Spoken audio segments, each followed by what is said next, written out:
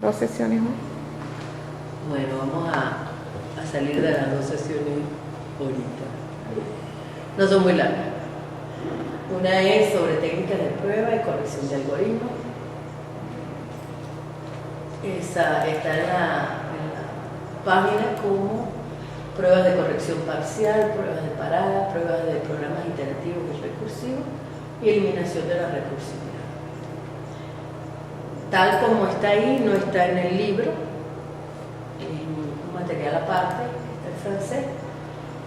Lo quise poner para que vean cómo se puede hacer la prueba por otra vía que no sea la que está en el libro texto. En el caso de los franceses definen el algoritmo, igual que nosotros, definen una secuencia de pasos que se aplica a cualquier instancia del problema definida por los datos N sobre un conjunto de resultados R. Entonces la idea es que para todo D, conjunto de datos o instancia del problema, que pertenezca a los datos, A puede definir o bien una secuencia de cálculo finito que da resultado ADD, o sea, la aplicación del algoritmo a esos datos me da un resultado que pertenece al conjunto de los resultados, o bien una secuencia infinita. Entonces A se escribe para calcular una función f de los datos que tenemos que pertenecen a ese conjunto L, que es el conjunto de todos los datos para ese algoritmo. A es correcto, entonces sí, solo sí, A calcula bien esa función, lo que nosotros queremos resolver.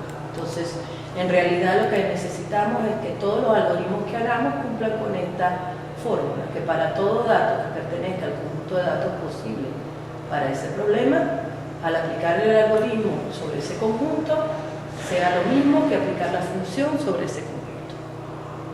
Es decir, que no me dé un resultado que no es correcto. El método usual es, si me deja llegar, estoy avanzando, estoy retrocediendo.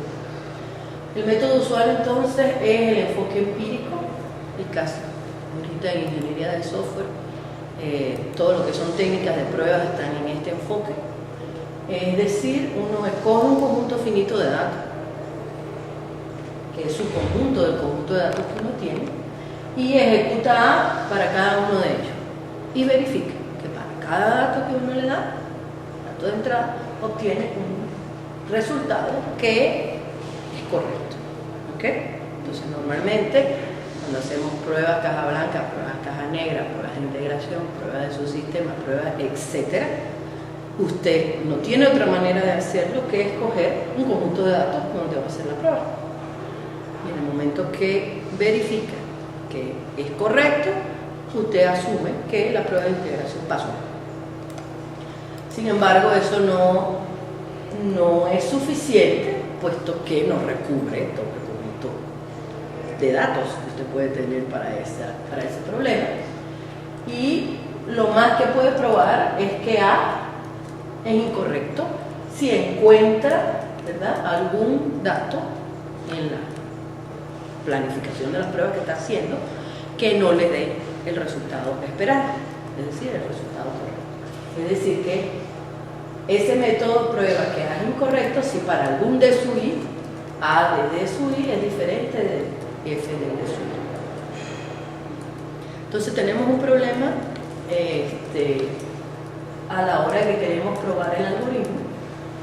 Para muchas de las aplicaciones que hacemos eso no es relevante, con unas técnicas empíricas de prueba es suficiente para probar nuestro sistema. Sin embargo, para otras aplicaciones no es así.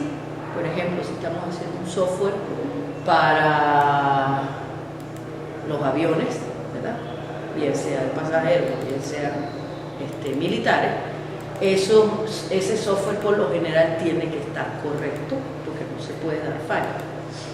En ese caso, que yo conozca, hace 2 años que hice una búsqueda, la única compañía que hace eso está en Inglaterra y normalmente prueban los algoritmos matemáticamente antes de hacer código. Entonces ellos se aseguran que está correcto matemáticamente, se prueba que está correcto y entonces sí, lo pasan a código y ahí sí lo liberan. Pero esa compañía, por supuesto, cuesta bastante dinero mandarle a hacer un sistema y solamente se utilizan para códigos o para sistemas que necesitemos que estén correctos, que no tengan ninguna falla. Vamos a poner un ejemplo, el mismo que tiene los franceses en su libro. A y B van a estar iniciados en un valor A que pertenece a los naturales y B que pertenece a los naturales positivos, es decir, sacamos el cero. Y vamos a hacer un algoritmo muy sencillito que encuentra el cociente y el resto de una división. Es decir, es la división entera, pero en este caso no es equivalente a ninguno de los operadores que tenemos en los lenguajes, puesto que normalmente en los lenguajes tenemos o la división entera que nos da solamente el cociente y nos trunca la parte decimal, o nos da el resto de la división entera. En este caso, este programa está calculando las dos cosas. Tenemos entonces que división entera espera un entero A, B, y va a devolver un cociente y un residuo, C y R.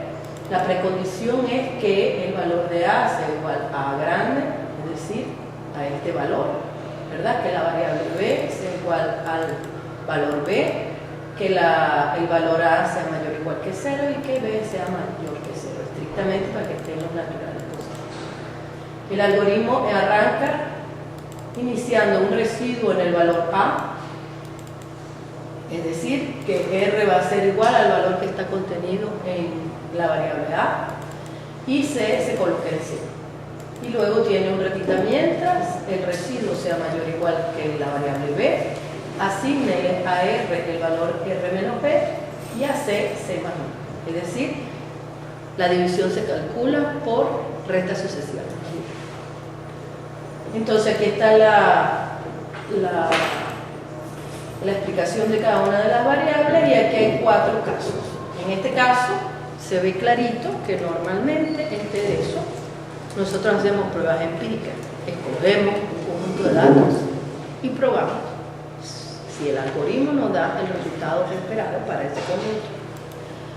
Por supuesto que no vamos a probar todos los valores posibles porque cuando son infinitos, como en este caso, ¿verdad? O bueno, son finitos porque el tamaño de palabra de la máquina es finito, no es infinito, por lo tanto yo debería poder probarlo completamente. Pero normalmente eso no lo hacemos, probamos las condiciones de borde, que es lo común y corriente, ¿verdad? ¿Cuáles condiciones de borde tenemos? Bueno, si en la precondición dice que A tiene que ser mayor o igual que 0, pues habrá que probar cuando A sea 0, ¿verdad? Y cuando sea mayor que 0. Y B tiene que ser mayor que 0, pues entonces habrá que probar la condición de borde, en este caso B igual a 1, ¿verdad? Y cuando B es diferente de 1.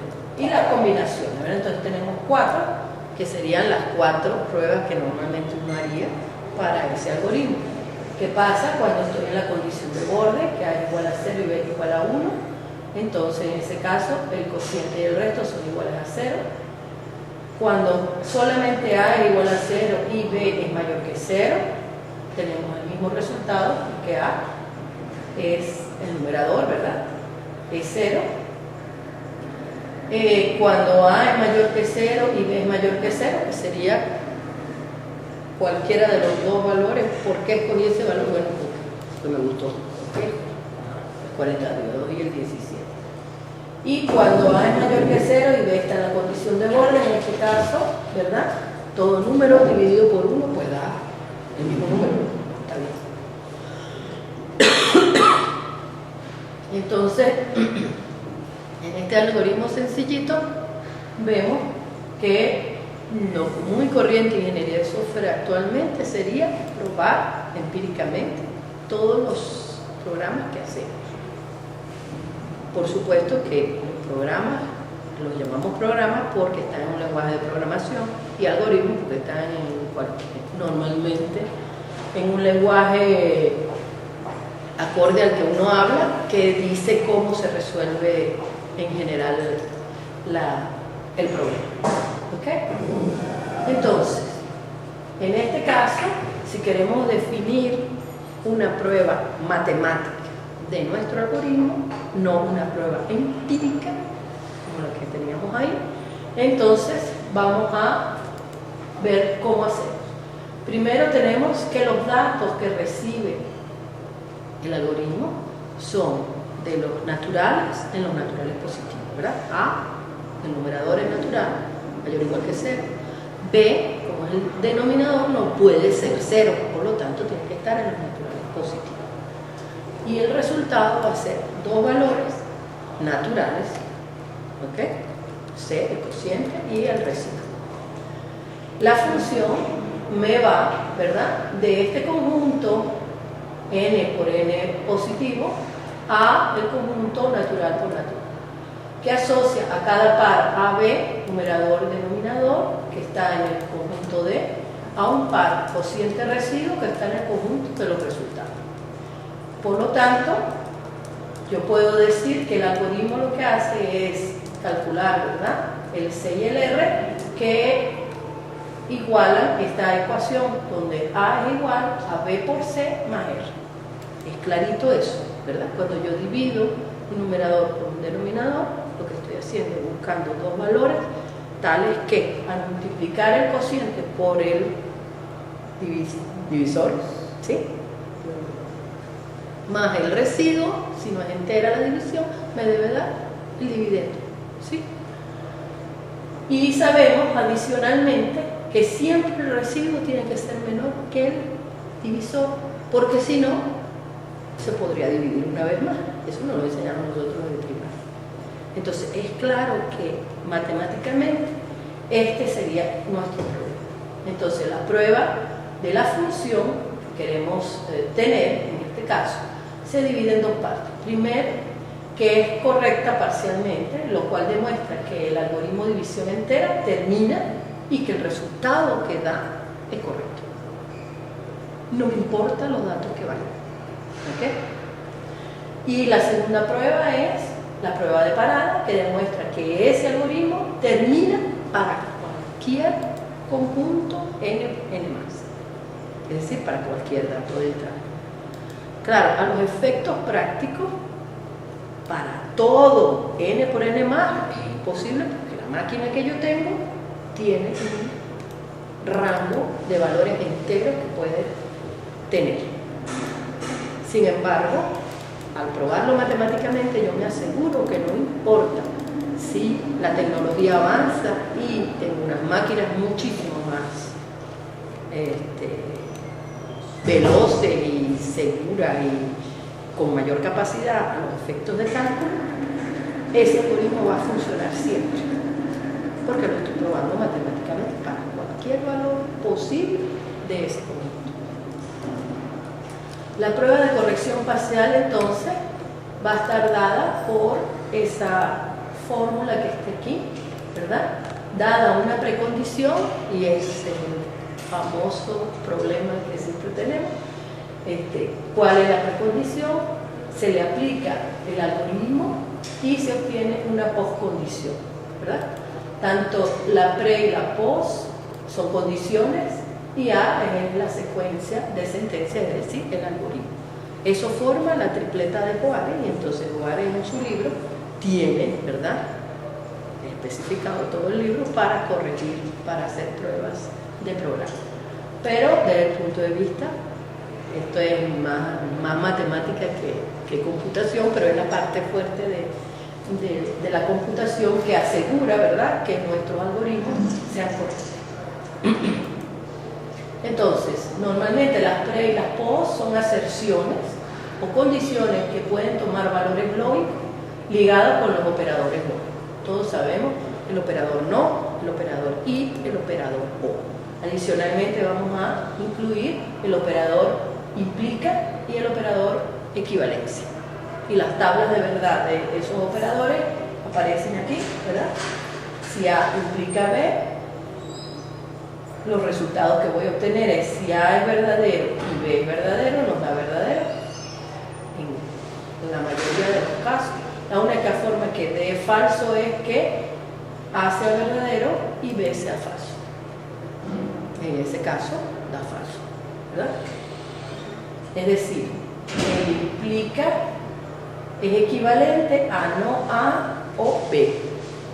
Entonces, ¿por qué normalmente no se da en programación los dos operadores faltantes para hacer posible esto? Porque normalmente se escriben con los operadores no y o, ¿okay? Que son los que más usamos siempre cuando programan. Entonces, las aserciones implican que son sentencias lógicas sobre el estado de un programa que se consideran verdaderas. Entonces, al decir aserciones quiere decir son cosas que son verdad, que usted asegura que van a ser ciertas antes de entrar al algoritmo, y la postcondición que va a ser cierta al salir del algoritmo. La equivalencia tiene su tabla de verdad también, ¿verdad? A es equivalente a B solamente cuando los dos sean iguales, ¿verdad? Si A es verdadero y B es verdadero, la equivalencia es verdadera. Si A es falso y B es falso, la equivalencia es verdadera. Cuando los valores están cambiados, no son equivalentes. La jerarquía de precedencia que vamos a utilizar es primero el no, lo normal, luego el, bueno, esto no es normal, pero normalmente estos dos están en el mismo nivel en los lenguajes de programación, el y el o, y por último la equivalencia y la implicación. Los axiomas y reglas que se pueden usar para las pruebas de corrección parcial, algunos de ellos están dados por la forma, la precondición, el algoritmo y la postcondición. Entonces, primero, la regla de la precondición dice: si tengo una precondición, se la aplico al algoritmo y obtengo una postcondición y una condición, una precondición prima, eso implica que E prima implica E, entonces también puedo decir que E prima es una precondición del algoritmo. Eso en el caso de que queramos cambiar las precondiciones, ¿sí? Que no nos sirvan para la prueba. En el caso de la postcondición, igual tenemos una precondición, el algoritmo y la postcondición, y tenemos que S' implica S. Por lo tanto, podemos decir que este valor también está dentro de la postcondición en el caso que queramos cambiar los axiomas que están, las aserciones que están en la postcondición. Luego está la regla del I lógico, ¿verdad? El I. Si tenemos que una precondición, el algoritmo y en la postcondición, y también sabemos, bien sea que lo saquemos por aquí, normalmente, ¿verdad? Aplicando la regla de la postcondición, que ante la misma precondición, el algoritmo, también tenemos S', pues se dan las dos cosas, ¿ok? Podemos formular entonces que para esa precondición, la postcondición del algoritmo es S y S'. Igual pasa con el O, en este caso para la precondición. Si sabemos que con esta precondición obtenemos esta postcondición y con la E' también, entonces cualquiera de las dos aplicadas al algoritmo nos da esa postcondición. La regla de la composición de sentencias nos va a servir entonces para ir agrandando el algoritmo con los pasos que necesitemos, porque normalmente arrancamos con uno solo. Entonces, la regla de la composición de sentencia nos dice si con esta precondición aplicada a este algoritmo tenemos esta postcondición y con esa misma aplicada a otro algoritmo obtenemos la postcondición, entonces podemos formar un algoritmo donde estén las dos sentencias y vamos a tener entonces la salida que esperamos ante la entrada que tenemos.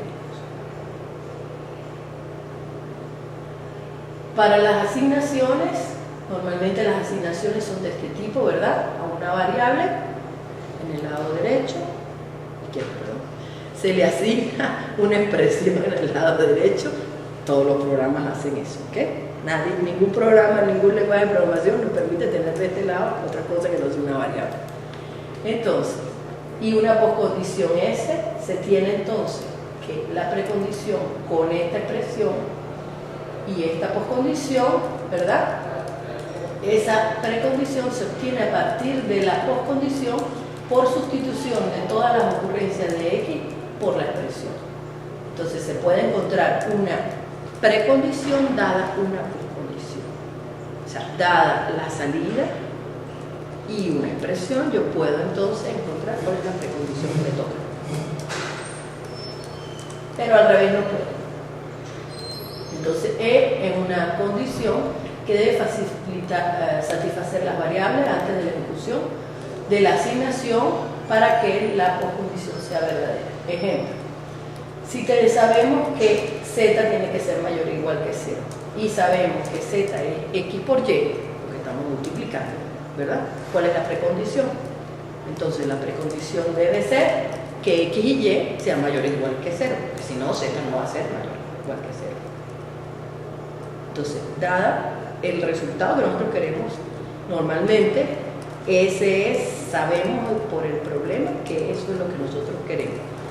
Y más o menos tenemos idea de cómo va a ser el algoritmo, pues nos vamos para atrás y podemos encontrar las precondiciones. Eso es la idea de lo que está aquí. ¿Okay? Aquí hay otro ejemplo. Si Q debe ser mayor o igual que 0 y sabemos que Q es Q más 1, es decir, estamos acumulando, pues la precondición es que Q más 1 tiene que ser mayor o igual que 0. Aquí tenemos otro ejemplo, ¿verdad?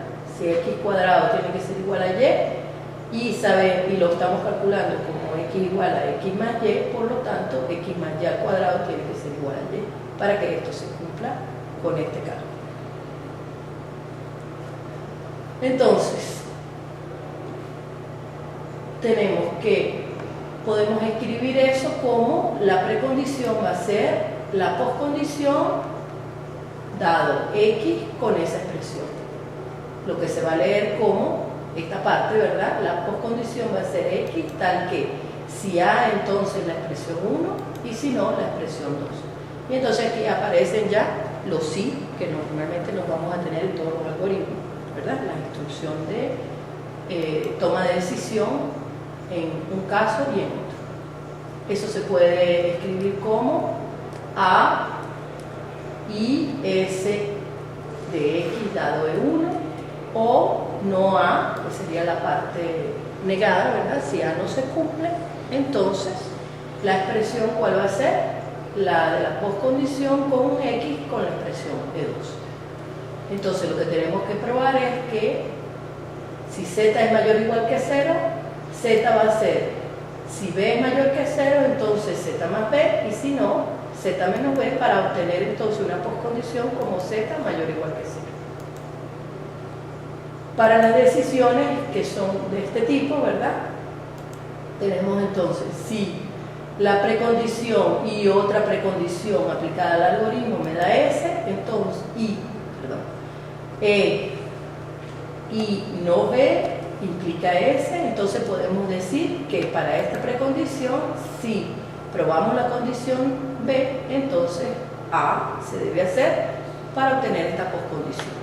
Entonces aquí tenemos las dos que vamos a usar en el caso de decisiones simples y en el caso de decisiones dobles. Cuando tenemos un bloque A y un bloque P, ¿verdad? En el caso que B no se cumpla. Entonces la evaluación de B no modifica los valores de la variable en el bloque A, en el mayor de los casos. Y la última, segunda extra, ¿verdad? Nosotros deberíamos poder programar con dos instrucciones nada más, asignaciones y decisiones. Con eso se hace todo. Pero adicionalmente en los lenguajes de programación nos presentan otras tres estructuras que nos sirven para hacer lazos, ¿verdad? Claro, internamente esos lazos están hechos con decisiones. No hay otra manera de hacerlo, ¿ok? Entonces, lo común y corriente es que usemos un mientras. Entonces, la regla del lazo, que es la que se aplica al repitamiento, va a ser mientras la condición se cumpla, haga este bloque de sentencia. En el caso de la nomenclatura que estamos utilizando, si E y B aplicado a, entonces E lo podemos leer como para esta precondición, mientras B se cumpla, haga A, ¿verdad? La condición va a ser esta y tiene que existir la precondición y también que se cumpla la condición del repita para poder hacer el bloque. y obtenemos como salida la precondición se mantiene, ¿verdad? Y sabemos, seguro, que B ya no se cumple, porque es la única manera de salir del lazo, ¿ok? Entonces es clarito para nosotros que un repita mientras va a tener como salida, como poscondición a la salida del lazo, podemos estar seguros que la condición que nosotros pusimos ya no se cumple. Entonces esa es otra idea para ir encontrando las poscondiciones. Entonces la condición E se denomina la invariante del lazo y no hay recetas normalmente para encontrar esas invariantes. No hay recetas, pero sí hay, digamos, reglas como esta, ¿verdad? En la cual sabemos exactamente que se debe cumplir la misma precondición que tuvo antes del lazo, y si él se salió de ese lazo es porque esta señora ya no se cumple. Por lo tanto, podemos estar seguros que dentro de la poscondición eso está. Puede estar otra cosa, pero eso está. Y la última regla es la de la sentencia compuesta, que dice si tenemos esta precondición, este algoritmo y esta poscondición, entonces cada algoritmo debe arrancar ahí, ¿verdad? Y una vez que termine, la poscondición se debe cumplir.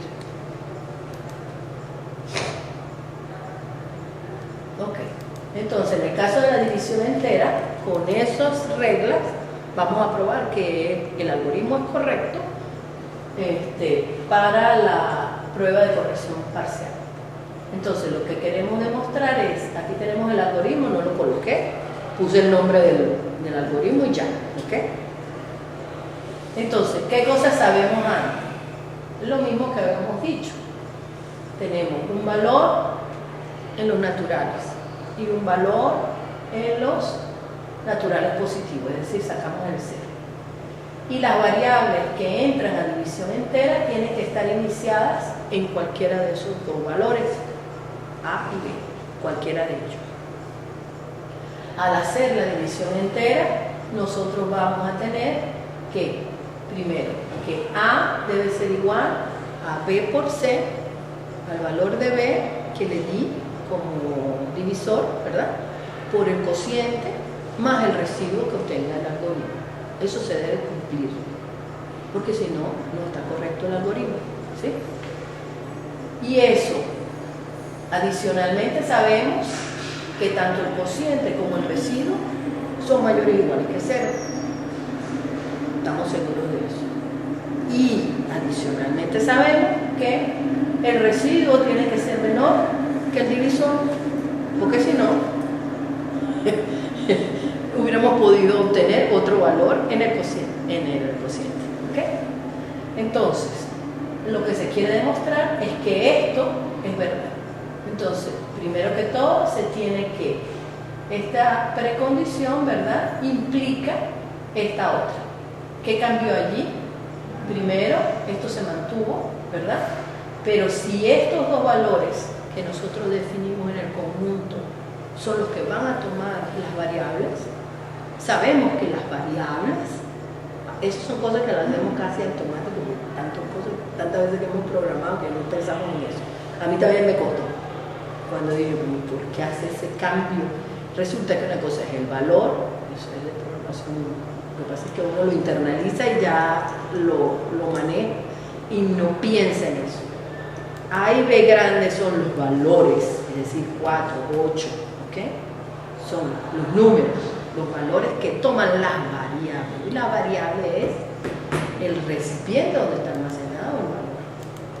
Entonces, matemáticamente tiene que haber seguridad de que eso se puede hacer. Sabemos que sí. El hecho es que estos dos valores, ¿verdad?, que son los que van a tomar estas dos variables, podemos decir entonces que esta precondición también es válida para mi algoritmo, que es la que normalmente uno toma a comienzo. O sea, yo, haciendo la precondición para ese algoritmo, nunca hubiera pensado que tengo que ir hasta el mundo de los valores. Yo me quedo en el mundo de las variables porque yo sé que eso es lo que yo necesito. ¿Okay? Entonces, mi precondición natural para ese algoritmo hubiera sido este pedacito nada más. y el sonido de A. Y me pasé. Ok, que está aquí.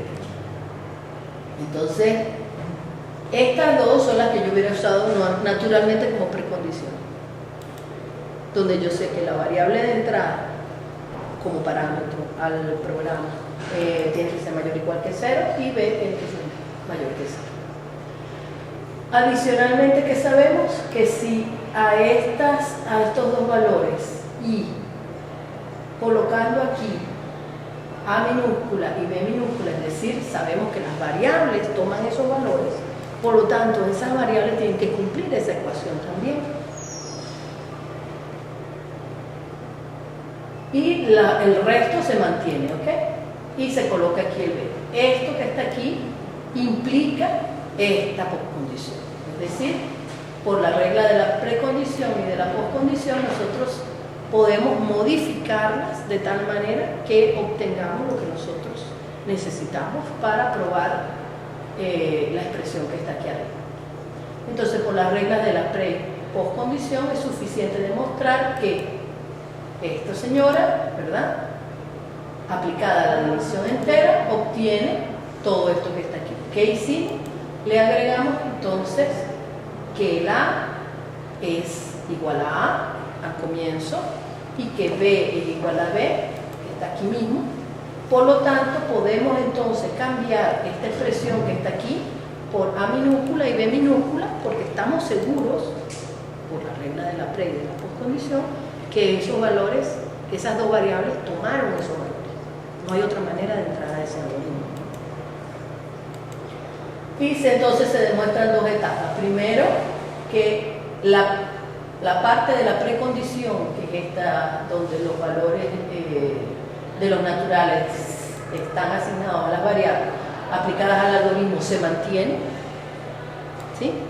Y luego, la segunda etapa, que dados estos dos, que serían ya las variables tomadas en los valores aplicadas al algoritmo, obtengo esta expresión más estas condiciones. Entonces, aplicando sucesivamente todas las reglas, yo demuestro que esto es igual a esto. Pues la división entera no altera las entradas. Entonces, en el libro aparece todas las sentencias que hay que usar para hacer esto, pero lo podemos ver en el algoritmo, ¿verdad? Si ustedes ven, en ninguna de las asignaciones que se hacen en las sentencias del algoritmo cambian los valores de A, es decir, las entradas no se modificaron. A y B siguen siendo las mismas. Lo único que él hace es usar A para iniciar el valor del residuo. De resto no aparece en el algoritmo, en ninguna de las sentencias, la palabra o la letra, ¿verdad?, A o B. ¿Está claro, verdad?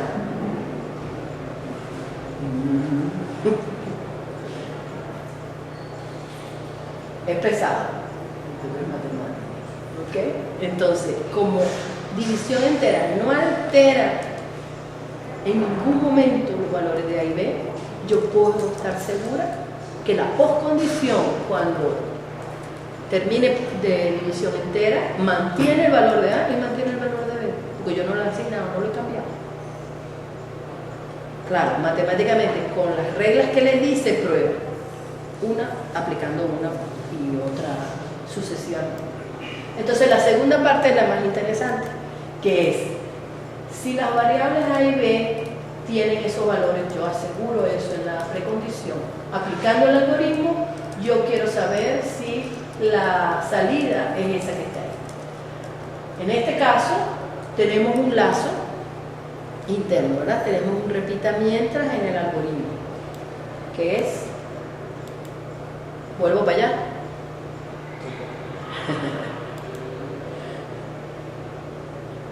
El segundo paso, ¿verdad? Mientras R sea mayor o igual que B, entonces hace dos asignaciones. A R le asigna R menos B. Es decir, divide por resta sucesiva, eso es lo que está haciendo. y el cociente es C más 1, porque cabe una vez más. Lo está encontrando por recta sucesiva.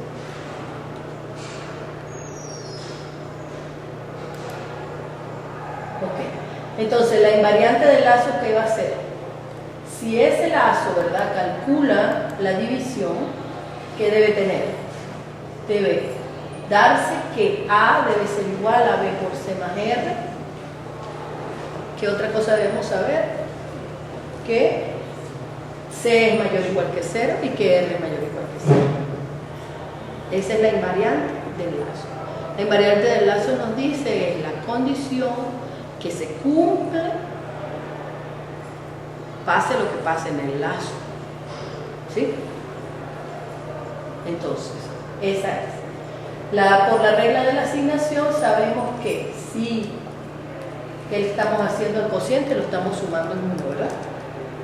En cada vueltica. Si le asignamos al cociente el valor C más 1, pues C más 1, si lo sustituimos en la invariante, vamos a ver si me deja aquí, ¿verdad? Por C más 1, que es lo que hace el lazo realmente, entonces va a estar sustituido ahí y aquí, ¿verdad? ¿Eso qué quiere decir? Que C es igual a C más 1 y eso es lo que estamos haciendo dentro del lazo y esta invariante se va a mantener. Y el otro pedazo que hacemos dentro del lazo es que le asignamos a R menos B, ¿verdad? Que es la otra asignación que hacemos.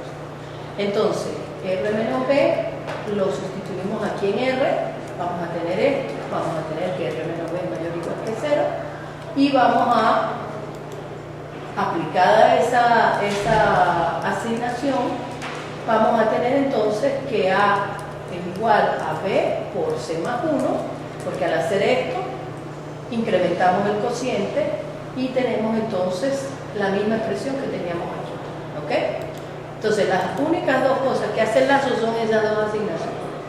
Primero, a R le asignaba R menos B y luego a C le asignaba C más 1. Entonces, por la regla de la composición de sentencias, lo que hicimos fue separar, ¿verdad?, con la invariante del lazo aplicada a las dos sentencias, las dos únicas sentencias que tiene el algoritmo dentro del lazo, que son esas dos.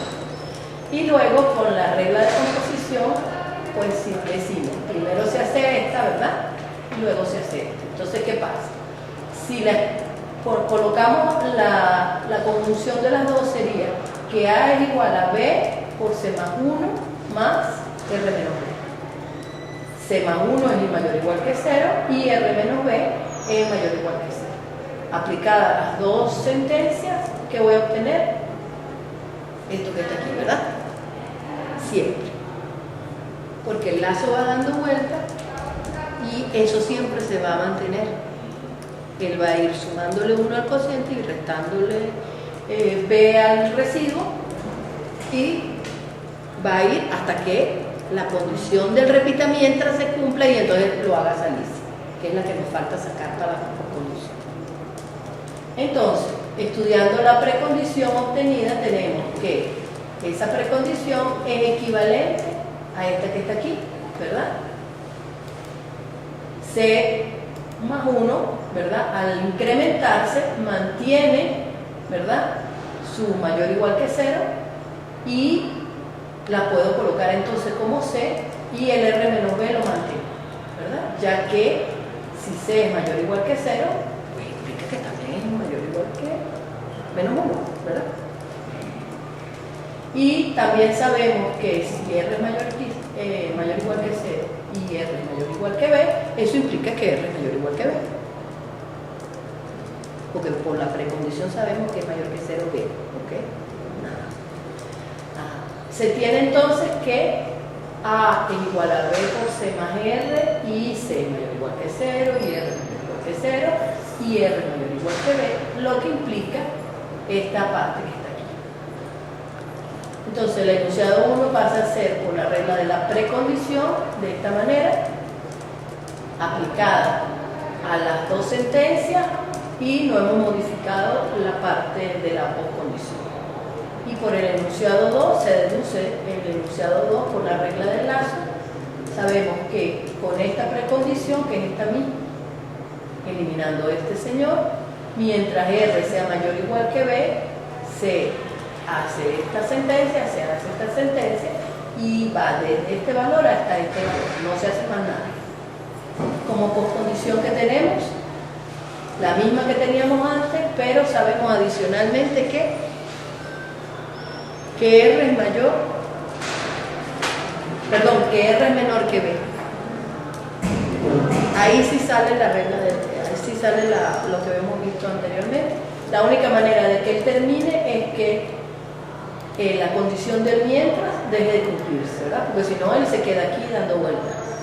Entonces, si R es menor que B, lo cual, eso después lo vamos a tener que probar, ¿verdad? Como es una resta, al irle quitando a B,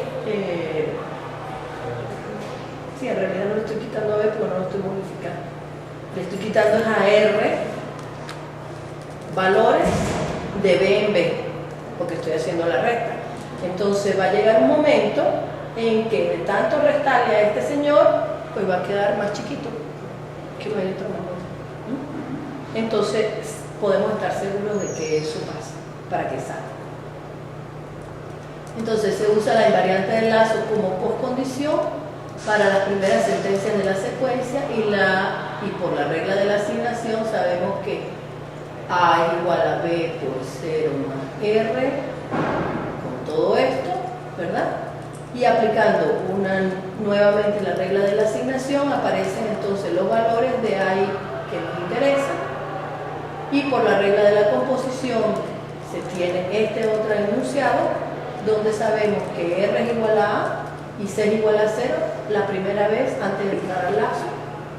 Se mantiene entonces la postcondición y con ellos dos podemos decir que eso es verdad, que A es mayor o igual que 0 y B es mayor que 0 para el algoritmo de división entera. Nos arroja entonces como resultado que A es igual a B por C más R con esto que está aquí. Entonces, en el caso de que nosotros necesitemos probar algoritmos por otro medio que no sea el empírico, que es el que normalmente usamos en minería de software, entonces hay que aferrarse, ¿verdad?, a las reglas que están dadas allí para cada una de las sentencias que tengo dentro de mi algoritmo. Y como en todo proceso de demostración matemática, pues no hay una regla que yo les pueda decir primero esta, después la otra, sino que existe ese conjunto de reglas y usted debe mirar, ¿verdad?, cuál de ellas puede aplicar de tal manera que le dé la demostración, que le arroje el resultado que usted quiere probar. En el caso de que eso no sea posible, pues lo más seguro es que el algoritmo esté incorrecto, puesto que no lo ha podido probar. La otra prueba que hay que hacer para asegurar que el algoritmo es bueno es la prueba de parada.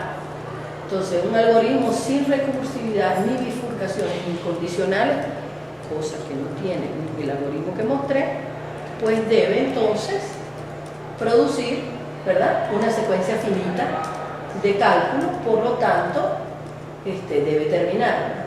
Entonces el problema nuestro va a ser cuando querramos probar si un algoritmo termina y es recursivo o si tiene una bifurcación incondicional. Las incondicionales son esas go-to, ¿ok? Normalmente no las usamos porque programamos estructuradamente, pero en el caso que hay mucha gente que le gusta usar el go-to, entonces eso es un problema a la hora de probar si el algoritmo. Probar que tal algoritmo termina para toda instancia del problema con esos datos es probar que cada lazo del algoritmo no puede ser ejecutado sino un número finito de veces para ese conjunto. Entonces, sea un lazo, repita mientras, ¿verdad? Ya lo vimos. Y estas variables están en el algoritmo y WC es el conjunto de los valores del vector W para el X1, que son las variables del algoritmo, X2 hasta Xn, tal que dichas variables verifican una condición dada para ese conjunto. Sea E una condición invariante para el lazo considerado y satisfecha antes de la ejecución. Entonces, si sea W1, que pertenece a W de la precondición, los valores de W antes de la ejecución del lazo.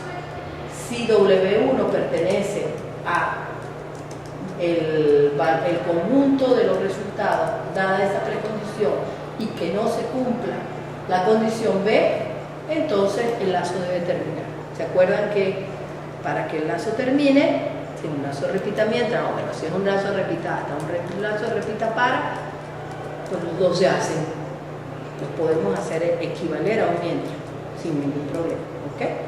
Entonces normalmente se usa el mientras, pero los otros dos se pueden implementar tranquilamente como un mientras. Entonces la única manera que yo sé que el lazo termine es que la condición del lazo ya no sé. En ese momento debe parar. Ok, entonces si no, W1 pertenece a este conjunto. ¿Por qué? Porque si ese señor, ¿verdad?, no termina, es porque la condición todavía está allí. Todavía es válida, ¿verdad? Entonces estamos en otro conjunto. Luego de la ejecución de ese algoritmo. Entonces, si W toma el valor W2, en el caso de la segunda variable, ella termina si aparece en este conjunto. Y si no, es porque voy para W3 y así sucesivamente. ¿Qué es lo que está indicando eso? Que para poder probar que el algoritmo termina, usted tiene que mirar por dónde va pasando, ¿verdad? Y si ese por dónde va pasando arroja la posibilidad de que B deje de cumplirse, porque es la única manera de que el algoritmo termine, porque el lazo termina. Entonces, para probar la terminación del lazo es necesario demostrar que toda la secuencia W1, W2, W3 hasta WN es finita. Es decir, si todo el conjunto de valores arrojados en el cuerpo del lazo son tales que tienen un fin. Entonces, el método para demostrarlo consiste en definir una aplicación M del conjunto W, D, E y B en los naturales, tal que se pueda mostrar que para esa precondición y esa condición, M aplicado a W para un valor inicial están en la precondición del algoritmo, y como postcondición tenemos que este señor no se cumple o el M de W es menor o igual que M de 0 para todo M de 0 que pertenezca a los naturales. Entonces eso indica que si W tiene un valor WI antes de la ejecución del algoritmo y luego de la ejecución del algoritmo, o bien el lazo termina o bien W tiene un valor W sub I más 1 tal que ese señor es menor que el WI, que el anterior. Entonces, para toda secuencia de W1 hasta WN, la secuencia de esa aplicación sobre ese valor es estrictamente decreciente en los naturales y por ello termina en el caso del algoritmo que vimos. Lo que implica que esa secuencia es finita y que el lazo termina para que probemos la parada. Entonces, en el caso de nuestro algoritmo, por aquí se veía,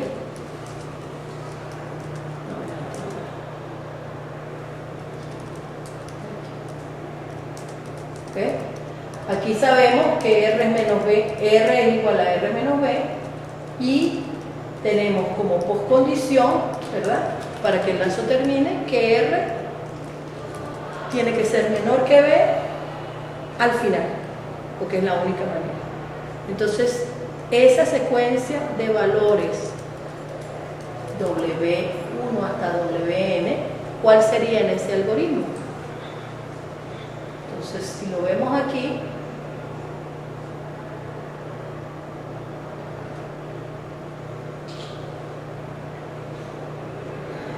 esta que es más rápido, ¿verdad? Si lo vemos ahí, ¿qué va a pasar? La primera vez, R va a ser igual a ¿cuánto? Perdón, C es igual al cociente. Ajá, ese va más rápido, pero el R va a ser al comienzo igual a es decir, a 42. Y el segundo valor que toma es ¿cuál? 42 menos 17, ¿verdad? Menos B. ¿Sí? Porque B es 17. Entonces, 42 menos 17, ¿cuánto es?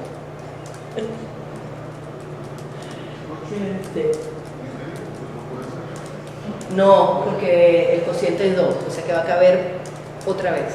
Entonces 42 menos 17 es 30, ¿cuánto? 35, ¿verdad? 25. Eso le da el 1 aquí y aquí 25. Y luego 25 menos 17 es la segunda vez que cabe. Entonces le da el 2 y el 8. Entonces lo que tenemos que ver es que los W esos que están ahí en la fórmula son primero el primer valor que va a ser 42, luego 25 y luego 8. Es decir, la serie es decreciente. No hay otra manera de que ese valor pueda crecer, porque no hay otra asignación, ¿verdad? Son solamente dos asignaciones, que R es igual a R menos B, y la otra asignación no tiene nada que ver ni con R ni con B. Es C igual a C más 1. Por lo tanto, mientras el lazo está dando vuelta, ¿verdad?, el valor de R va disminuyendo. Entonces, la secuencia de los W es decreciente. Entonces, para ese señor, para división entera, que tenemos este lazo, la condición R mayor o igual que 0 está en la invariante del lazo, ¿verdad? ¿Por qué?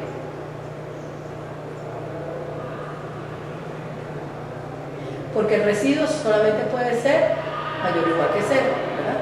0 en el caso que la división sea exacta o no. Entonces se considera el conjunto de los WI para W con R mayor o igual que 0 y R mayor o igual que B. Esa es la que nos va a dar la secuencia del 42, el 25 y el 8. Y se va. Entonces, la aplicación va a ser de los W1 en los naturales, tal que la aplicación a los W que tengo es igual a R. Falta probar entonces que esa variable tomó valores decrecientes, ya lo sabemos. Entonces, el enunciado 1 sería R mayor o igual que 0 y R mayor o igual que B, y R igual al primer valor. Ya sabemos entonces que R, en el algoritmo a R se le sustituye por R menos B, C es C más 1, y tenemos como postcondición que el algoritmo, que la condición no se cumple, por lo tanto R es menor que B, o R menor que el valor este que está aquí, ¿verdad? Entonces, el residuo arranca primero con 42. Si la condición del repita no se cumple, el próximo valor es menor que el anterior, que es 25, ¿verdad? Es decreciente. Entonces, por la regla de la asignación, encontramos esta expresión que conduce con la aplicación de las reglas de la precondición y la postcondición al enunciado este que está aquí, ¿verdad? Sabemos que el R es mayor o igual que 0, que es mayor o igual, que se mantiene aquí, que este es el mismo, y ahora le agregamos, ¿verdad?, por estas dos reglas, que R menos B debe ser menor que M sub 0. Es decir, la primera vez que él hace la resta, tiene que ser menor que el primer valor que tomó, que era B, que era A, perdón, en el algoritmo. Se aplican esas dos, las mismas dos sentencias que están dentro del lazo, y la postcondición es la misma. Y eso es equivalente a esta expresión. En ese momento, entonces, la condición B mayor que 0 es siempre verdadera para esos dos valores que pertenecen al conjunto de los datos de entrada. Por lo tanto, ¿verdad?, esto se cumple lo que permite deducir directamente el enunciado 1 del enunciado 2 y la prueba de determinación del algoritmo se da. Entonces estamos seguros que ese algoritmo es correcto para cualquier valor de numerador y denominador, siempre y cuando el denominador sea diferente de 0. Eso es. Si queremos aplicar esa misma prueba, pero ahora indicando que la entrada es los números reales, ¿qué va a pasar? ¿Qué división entera va a entrar en un lazo infinito? ¿Verdad? Porque en algún momento, ¿verdad?, el valor del denominador puede ser 0. Entonces, depende, la solución que nosotros hagamos a un problema va a depender siempre de los datos de entrada, ¿verdad?, de la instancia del problema, como ya lo hemos visto antes. Y si queremos probar matemáticamente que el algoritmo es correcto, pues vamos a tener que restringir ese conjunto de datos de entrada, que normalmente lo hacemos con las validaciones que programamos, ¿verdad? Siempre que hacemos un sistema, validamos siempre las entradas. Bueno, yo siempre digo que lo tienen que hacer, yo creo que ya están todos convencidos que lo tienen que hacer. Sí hay personas que no toman eso en cuenta, pero eso debe ser así, porque si no, los algoritmos pues no van a dar los mismos resultados. Entonces, hasta ahí es una sección que no está en el libro, todavía no he terminado, que es para pruebas de algoritmo,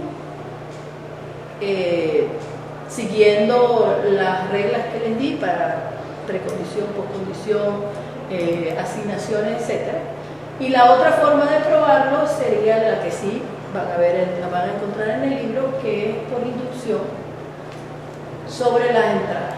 Entonces, en el caso de algoritmos iterativos, como en el caso anterior, ¿verdad?, la prueba de corrección, cuando el algoritmo contiene una estructura de repetición, en este caso sabemos que mientras esta condición se cumpla, se hace el bloque. Y tenemos otro ejemplo, que es sumar los elementos de un vector. Pero ese vector, ¿verdad?, normalmente siempre lo ponemos de 1 a n, que está puesto desde A hasta B. Sabemos entonces como precondición que el valor inferior del subíndice tiene que ser menor o igual que el valor superior más 1. Y esos son valores que entran aquí, y luego entra el arreglo que va desde ese valor hasta B de algún tipo de elemento que está almacenado en A. Entonces, si queremos sumarlo, ¿verdad?, lo común y corriente que hagamos es primero iniciar un contador, perdón, aquí está al revés, no, estoy yo la que lo estoy viendo mal. Iniciamos un contador en el primer elemento del vector, luego el acumulador, y mientras el contador sea diferente del final, de la posición del arreglo, sumamos los elementos. Entonces a la suma le hacemos suma más i más a sub i, y al i más 1. Y al final regresamos la suma, ¿verdad? Entonces, esto normalmente lo hacemos con un repitapar, ¿verdad? Un for, si estamos hablando en C. Desde A hasta B, sumamos, ¿ok? Aquí está hecho con el repita mientras. ¿Por qué? Porque el repita para o el repita hasta siempre se puede convertir en repita mientras. ¿Qué condiciones de prueba hay aquí? Primero, que el arreglo esté vacío, en cuyo caso la suma debe regresar el nulo del tipo elemento, porque no sumo nada, ¿ok? Entonces, ahí está genérico. El arreglo puede ser de enteros, de reales o de cualquier otra cosa que usted quiera sumar. Y en el caso de que tenga algo, en este caso son enteros, 2, 3 y 4, y quiero sumarlo, pues la suma me debe dar este más este más este, ¿verdad?, que está fuera de la condición de borde de la prueba. Entonces, tanto la pre como la postcondición deben ser verdaderas. En este caso, ¿qué colocamos? Que el subíndice este tiene que ser menor o igual que este señor más 1 para asegurar que por lo menos haya 1. Ajá, entonces esta prueba está mala, ¿verdad? ¿Sí o no? B debería ser 1, ¿verdad?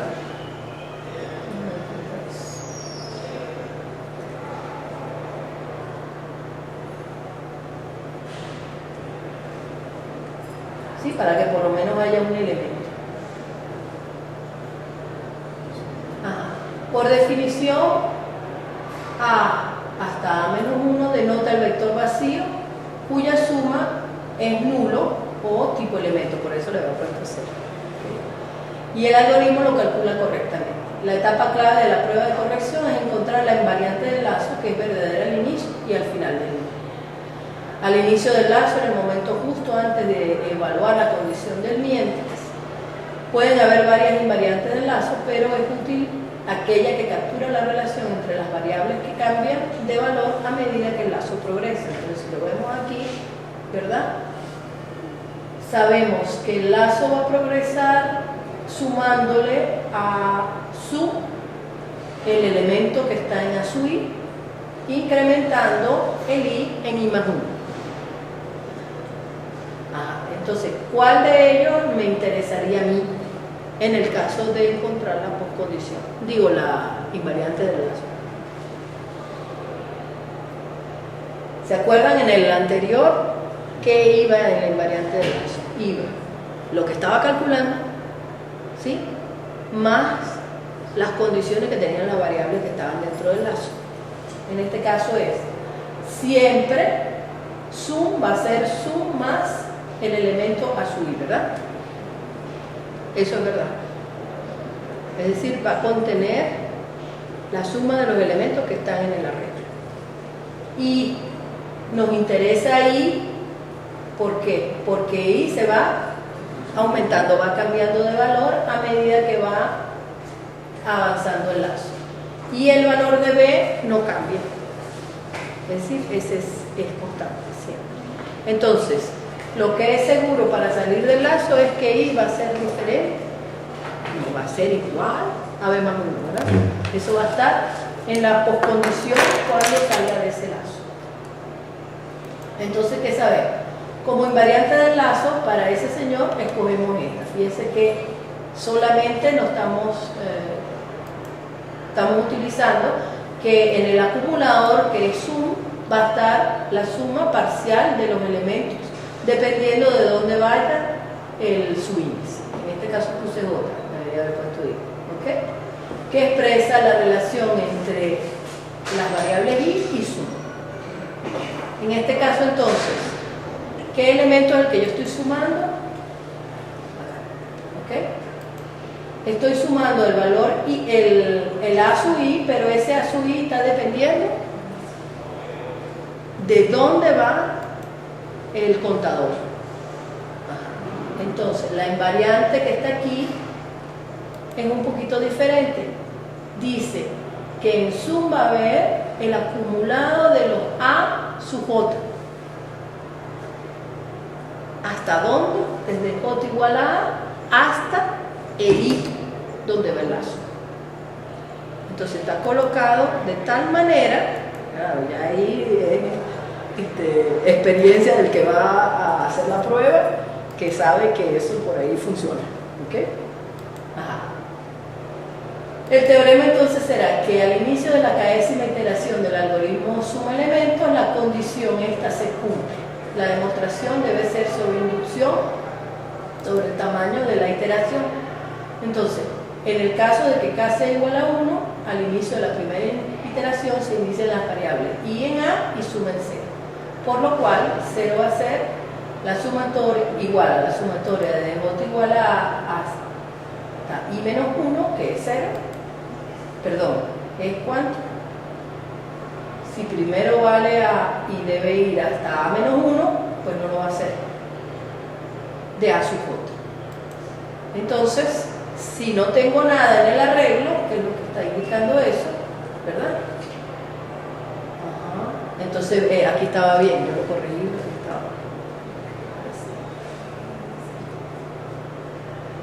Sí, estaba bien. que él le suma 1 es aquí. El B es 0 cuando entra. En el caso que sea 0, esto se cumple también, ¿verdad? Es 0 menor o igual que 1. ¿Está bien? Okay. Ajá, entonces, si está vacío, ¿verdad? La precondición se cumple y la etapa base pasa, ¿verdad? Se cumple. La etapa inductiva es que esta condición que encontramos como invariante del lazo se cumple al inicio de la késima iteración y que esa condición aún se cumple para la próxima iteración. Entonces, si lo vemos aquí, ¿verdad? Si yo arranco con un arreglo diferente de vacío, la primera iteración que va a ser, la suma va a contener el 0 más el 2. Y eso es igual a la sumatoria desde j igual a hasta i menos 1 de a sub j. Es decir, agarra el primer elemento. En la próxima iteración, ¿qué va a contener? El 2 más el 3, es decir, el acumulado de los elementos que están antes al su índice i, que es el que está llevando el control de la iteración. Eso es lo que está diciendo esa forma. ¿Ok?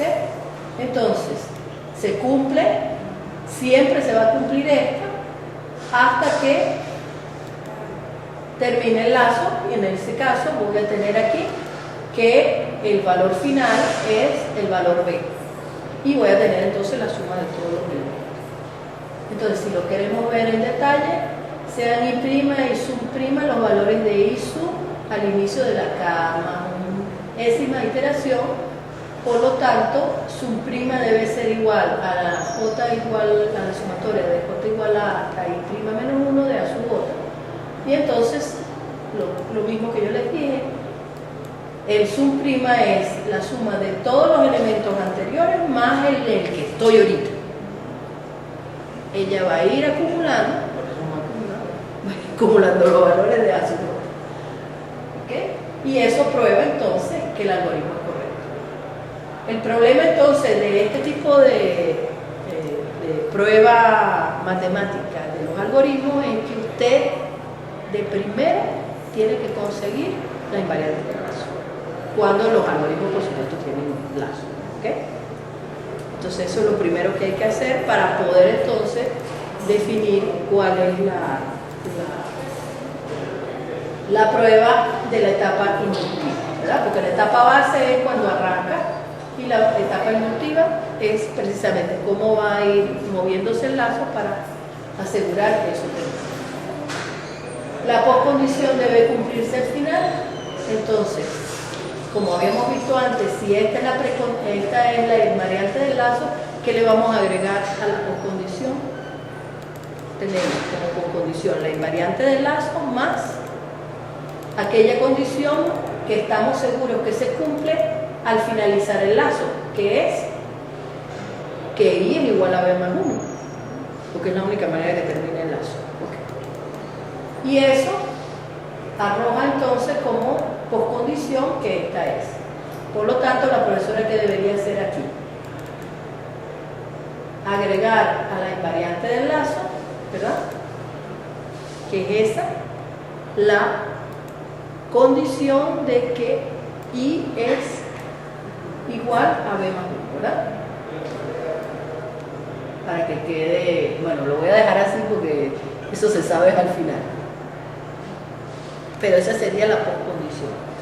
Es decir, que si yo soy rigurosa cuando hago mis algoritmos, yo debería tener como precondición del algoritmo lo indicado para los datos de entrada, y como postcondición, si tengo algún lazo, debería incluir la invariante del lazo más el valor que yo sé que es cierto al terminar el lazo.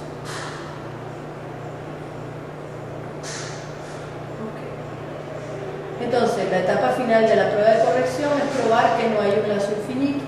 El método consiste entonces en identificar que el entero que crezca o decrezca estrictamente de una iteración a la siguiente y mostrar que cuando dicho entero es suficientemente grande, el lazo termina. En ese algoritmo entonces, y es creciente. Fíjense que en el anterior se iba disminuyendo y eso nos daba la seguridad de que el lazo terminaba. En este caso, el lazo es creciente, el I crece, y cuando llega a B más 1, ¿verdad?, obtenemos la condición de parada y el algoritmo termina.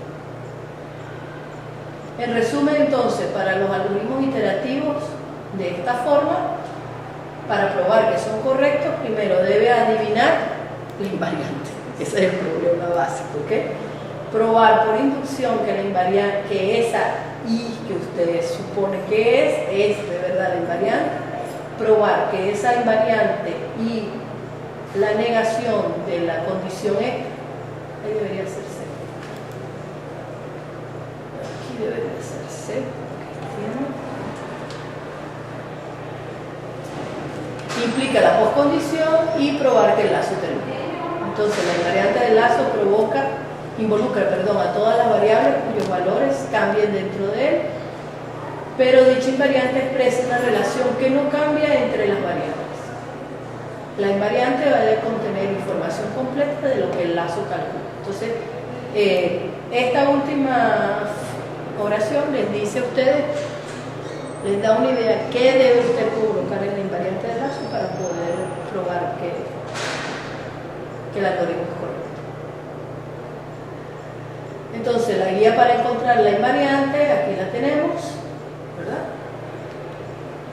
Y hay otro ejemplo que es para búsqueda binaria, para el algoritmo de búsqueda binaria, donde la invariante del lazo debe contener la condición X que pertenece a A, que es el arreglo donde voy a buscar, que debe estar ordenado, por supuesto. Los subíndices pueden ser cualquiera que ustedes se le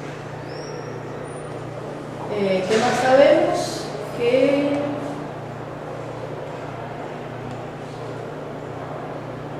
mejor veamos el algoritmo, aquí está, ¿verdad?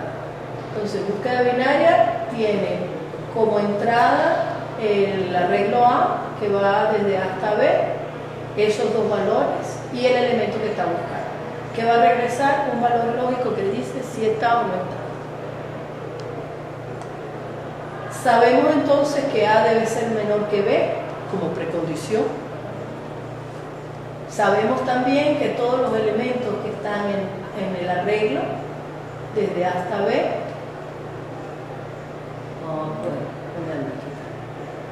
que todos los elementos que están en el arreglo, el primero es menor que el segundo, menor que el tercero y así sucesivamente, porque si no, no se puede aplicar. Y como poscondición sabemos que encontrar, que es la variable que regresa, que es tipo lógico, que dice si lo encontró o no lo encontró, y eso no es exactamente una implicación, produce que A es menor o igual que M y menor o igual que B, el elemento, el subíndice del arreglo, y que ese valor debe estar allí. O sea, para que dé verdadero, tiene que indicar que el subíndice M tiene que estar en los dos límites del arreglo y ese X que pasamos como entrada tiene que ser igual a ese elemento, para que dé verdadero. Si no, debería dar falso. Okay. Entonces aquí está el algoritmo de búsqueda binaria. Se arrancan los dos subíndices en los extremos que nos dieron para el arreglo, en A y B, y asumimos que todavía no lo hemos encontrado, es decir, que encontró es falso. Luego entramos al repita. El repita mientras dice que mientras I sea menor que J más 1 y no lo haya encontrado. ¿Qué debo hacer? Tengo una variable auxiliar M, que es el subíndice, que pica en la mitad el arreglo, ¿verdad? I más J entre 2. Y pregunta si X es igual a su M, al de la mitad. Entonces ya lo encontré, y si no, entonces cambia los valores de J y de I, dependiendo si el X es menor que el elemento donde está ahorita en la mitad, ¿verdad? Si es menor, entonces agarra el subconjunto que está por debajo de él, y si no, agarra el subconjunto que está por él. Y eso lo va a hacer hasta que lo encuentre. Si no lo encuentra, ¿qué va a pasar? Encontró se va a mantener en falso, es decir, nunca va a ser verdadero este sí, para que él haga encontró verdadero. Y cómo va a saber si encontró nunca va a ser verdadero, esto siempre va a ser, esto nunca se va a dar, y la salida va a ser por esta otra condición, ¿verdad? Porque ahí hay un. Entonces, la condición del repita mientras no es simple, sino que está compuesta por dos condiciones. La primera es que el I sea menor que J más 1, y al mismo tiempo que no lo haya encontrado. Entonces, si el elemento no está, él se va a salir por el I menor que J más 1. ¿Qué debe pasar entonces? Para que salga por ahí.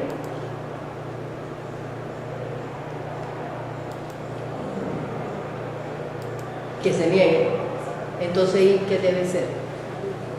Es decir, el I se va a pasar y va a ser mayor o igual a J, para que entonces pueda salirse del lazo. ¿Ok? Y entonces el ejercicio que se le pide hacer aquí es que encuentre, ¿verdad?, la invariante del lazo, ¿cómo se llama? La pista es que debe contener esta condición y debe incorporar de alguna manera el valor de la bandera que dice si lo encontró o no lo encontró a la invariante. Entonces, si esta es la invariante, ¿verdad?, probar primero la etapa base, que es que se cumple cuando el arreglo está vacío, ¿qué pasa? Y luego, por inducción, hasta que el lazo termine. Y ahí entonces hay tres casos de prueba: cuando el arreglo está vacío, cuando tiene un solo elemento o cuando tiene cualquier número, en este caso 3. Ahora sí.